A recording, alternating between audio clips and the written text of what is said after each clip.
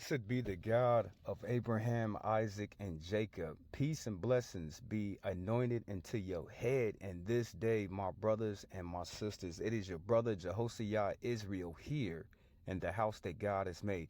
Now, family, I only got a little bit of time. You know what I'm saying? Before I got to log in early this morning, I got 10 whole minutes. So let's see this message right here, if I can actually get it out. Now, the first thing on my start, peace and blessings, peace and blessings. You know, it's your brother. You know, it's a beautiful thing when you can have God's rod and his staff in your life. The rod to rectify all the misfortune and mistakes in all of your enemies. The staff is for the healing of the nations, the healing of your body, the healing of your mind, the healing of your temple, the healing of your spirit, and to have his scepter, his rule over your life and over the kingdoms of all mans. It's a beautiful thing to trust, to believe, to be patient, to be in long suffering, waiting on God to redeem you and your life. For we all need to be redeemed down here on this earth. So all glory given to Yah. Blessed be his heavens, blessed be his earth, for he is a great God. There is none other. Family.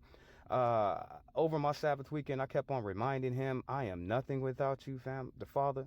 Nothing, you know what I'm saying? I completely understand the power, the grace, the mercy of my God. And I came to him and I let him know, I'm nothing without you. I would not want to be in this life without you, and I can't live without you. Only through him I can live. Only through my God I can have a life, family. So let me tell you where I'm messing up at, family. I was reminded over the Sabbath weekend that I cannot repay evil for evil. I'm gonna tell you everywhere I'm messing up, family. Yes, I'm a man. I'm a child of God. I'm a man of God. But we fall short. Okay, now if we fall short, can we acknowledge the mistakes that we're doing? Can we accept the penance of what we're doing wrong and try to make a change, family? So I'm going to just lay out here before you places in which I have messed up and I have to pick up the ball. I felt bad about it, family. I felt bad about it that your brother Israel up over here, and when the evil comes in, we don't have to look far. We don't have to look far. We don't have to look wide, for trouble comes up out of the ground, family, from what our master told us all.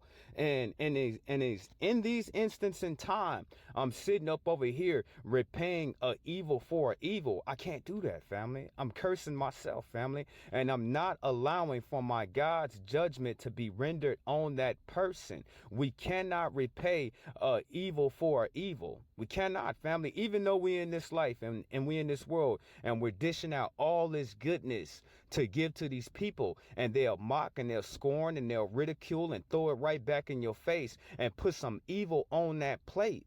If you want God to rectify all the scenarios of anything trivial or tragic that would happen to you, in your life, you have to submit into him. And by me, family, your brother, having these people come to me and they give me evil and then I give them evil back, family, I already received my payment, family. And plus I set myself up for a curse. So I got to let that go, family. I can't be out here repaying all this damn evil for another evil. I was reminded over myself. This is where I'm messing up at. Just because we see our loved ones being wishy-washy, just because we see our friends and our associates and the people that we know backsliding out into the world, family, sitting over there straddling on the fence. Oh, I don't want to get off the fence, Jehoshaphat. I still want to be evil, Jehoshaphat. I still want to go out there and I want to be me. I want to commit my life of sin, Jehoshaphat. Just leave me alone. We can't stop praying on these people, family, because we see them backslide back out into that world again. We can't give up on them, family. All your loved ones, your brothers, your sisters, your friends, your cousins, your nephews, your nieces, you see them, you see their life. You see them over there straddling on that fence, not wanting to give in to God. You see God himself in these people's life, lifting them up. And he don't knock them down. They knock their own self down, family. We see all the bad stuff happening to them, but we see all the good stuff happening to them as well. We also see them turning their back on God, family. We see them messing up and making mistakes. We can't give up on them, family. We cannot turn away from them. We can't sit up here and say that we love them and we just give up on them.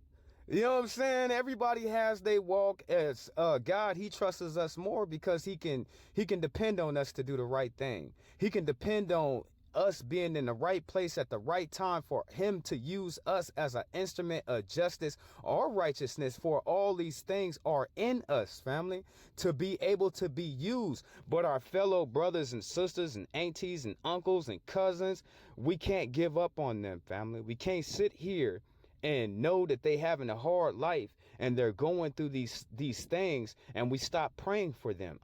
Family, we got to continue to pray for the ones in our lives that we see backsliding. We got to pray for the ones that we see sitting there straddling on that damn fence, not wanting to give into the righteous things in this world. I was reminded over the Sabbath weekend, the more that I talk when I'm amongst people, the more that I talk and the more words that I use open a door for me to look stupid. It opens the door for me to look silly. I was reminded over the Sabbath weekend that the more that I ponder, the more that I think about anything, those things will replay themselves in my dream. It could even be a nightmare, family.